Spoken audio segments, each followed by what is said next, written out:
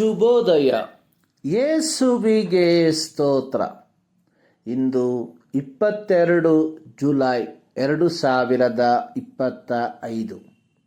ಈ ದಿನದ ಧ್ಯಾನ ಭಾಗ ಪೌಲನು ಕೊಲೊಸ್ಸೆಯವರಿಗೆ ಬರೆದ ಪತ್ರಿಕೆ 1ನೇ ಅಧ್ಯಾಯ 25ನೇ ವಾಕ್ಯ.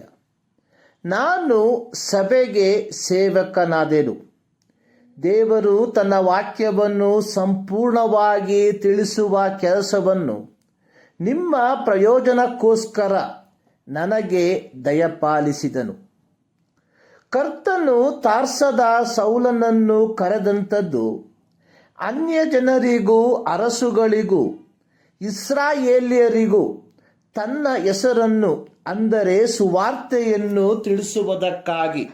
ಅಪೊಸ್ತಲರ ಕೃತ್ಯ 9ನೇ ಅಧ್ಯಾಯ 15ನೇ ವಾಕ್ಯ.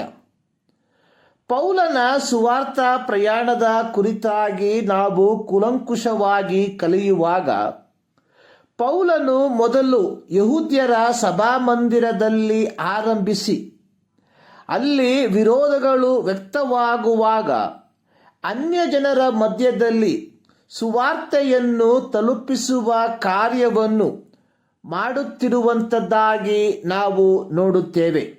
ಇದು ಪೌಲನ ಒಂದು ಮಾದರಿ. ಪೌಲನ ಸೇವೆಯ ಪ್ರತ್ಯೇಕತೆ ಅನ್ನುವಂಥದ್ದು ಮೊದಲು ಸುವಾರ್ತೆಯನ್ನು ಸಾರುವುದು, ಅಂದರೆ ಅನ್ಯ ಜನರನ್ನು ಕ್ರಿಸ್ತನೆಡೆಗೆ ನಡೆಸುವುದು. ಎರಡನೆಯದಾಗಿ ರಕ್ಷಣೆಯ ಮೂಲಕ ದೇವರ ರಾಜ್ಯದ ಭಾಗವಾಗಿರುವ ಜನರನ್ನು ಕ್ರಿಸ್ತನಲ್ಲಿ ಪ್ರವೀಣರನ್ನಾಗಿ ನಿಲ್ಲಿಸುವಂಥದ್ದು. ಪೌಲನು ಇಲ್ಲಿ ಸಭೆ ಎಂದು ಉದ್ದೇಶಿಸಿರುವಂಥದ್ದು ಕಲ್ಲುಗಳಿಂದ ಕಟ್ಟಲ್ಪಟ್ಟ ನಿರ್ಜೀವವಾದ ಕಟ್ಟಡದ ಕುರಿತಾಗಿ ಅಲ್ಲ. ಪೌಲನು ಉಪಯೋಗಿಸಿರುವ ಗ್ರೀಕ್ ಪದ ಎಕ್ಲೇಸಿಯಾ, ಅರ್ಥ ಕರೆಯಲ್ಪಟ್ಟ ಜನರು ಅಥವಾ ಲೋಕದಿಂದ ದೇವರಿಗಾಗಿ ಕರೆಯಲ್ಪಟ್ಟವರು ಎಂಬುದಾಗಿ ಆಗಿದೆ. ಪೌಲನು ಈ ಸುವಾರ್ತೆಯ ಸೇವಕನಾದದ್ದು ಅಥವಾ ದೇವರು ಪೌಲನನ್ನು ಈ ಸುವಾರ್ಥ ಸೇವೆಗಾಗಿ ಆರಿಸಿಕೊಂಡದ್ದು ದೇವರ ವಾಕ್ಯವನ್ನು ಅದರ ಪೂರ್ಣತೆಯಲ್ಲಿ ಜನರಿಗೆ ತಿಳಿಸುವುದಕ್ಕಾಗಿ. ಅಪೊಸ್ತಲರ ಕೃತ್ಯ 20ನೇ ಅಧ್ಯಾಯದ 26-27 ವಾಕ್ಯದಲ್ಲಿ ಪೌಲನು ಮಿಲೇತ ಪಟ್ಟಣಕ್ಕೆ ಎಫೆಸ ಪಟ್ಟಣದ ಸಭೆಯ ಹಿರಿಯರನ್ನು ಕರೆಸಿ ಅವರೊಂದಿಗೆ ಹೇಳಿದಂಥದ್ದು, ನಾನು ಇವತ್ತು ಪ್ರಮಾಣವಾಗಿ ಹೇಳುತ್ತೇನೆ, ನಿಮ್ಮಲ್ಲಿ ಯಾವನಾದರೂ ನಾಶವಾದರೆ ಅದು ನನ್ನ ದೋಷವಲ್ಲ.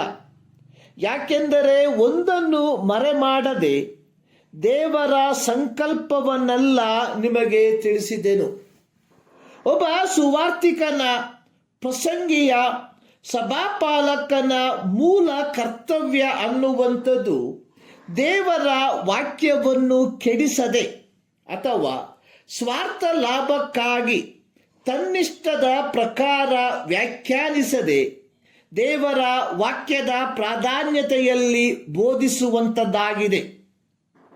ಪ್ರಿಯರೇ, ನಾವು ಸಭೆಗೆ ಸೇವಕರಾದದ್ದು ಸಭೆಯ ಹೆಸರನ್ನು ಹೇಳಿಕೊಂಡು ನಮ್ಮದೇ ಹೆಸರಿನಲ್ಲಿ ಕಟ್ಟಡವನ್ನು ಕಟ್ಟಿಕೊಳ್ಳುವುದಕ್ಕೋ ಅಥವಾ ಲೋಕದಿಂದ ದೇವರಿಗಾಗಿ ದೇವರಿಂದ ಕರೆಯಲ್ಪಟ್ಟವರನ್ನು ಕ್ರಿಸ್ತನಲ್ಲಿ ಪ್ರವೀಣರನ್ನಾಗಿ ನಿಲ್ಲಿಸುವುದಕ್ಕೋ. ಯೆಹೆಜ್ಕೇಲನ ಪ್ರವಾದನ ಗ್ರಂಥ 34ನೇ ಅಧ್ಯಾಯದ 10ನೇ ವಾಕ್ಯದಲ್ಲಿ ಯೆಹೋವನು ಹೇಳಿರುವಂಥದ್ದು, ನನ್ನ ಜೀವದಾಣೆ, ನಾನು ಕುರುಬರಿಗೆ ವಿರುದ್ಧನಾಗಿದ್ದೇನೆ, ಅವರು ನನ್ನ ಕುರಿಗಳ ಲೆಕ್ಕವನ್ನು ನನಗೆ ಒಪ್ಪಿಸಬೇಕು. ಪ್ರಿಯರೇ, ನಾವು ದೇವರ ವಾಕ್ಯವನ್ನು ಸಂಪೂರ್ಣವಾಗಿ ತಿಳಿಸುವ ದೌತ್ಯದಲ್ಲಿ ನಮ್ಮನ್ನು ನಾವೇ ಒಪ್ಪಿಸಿಕೊಟ್ಟಿದ್ದೇವ. ಈ ಮುಂಜಾನೆಯಲ್ಲಿ ಸರ್ವಶಕ್ತನಾದ ದೇವರು ಈ ಮಾತುಗಳ ಮೂಲಕ ನಿಮ್ಮನ್ನು ಆಶೀರ್ವದಿಸಲಿ.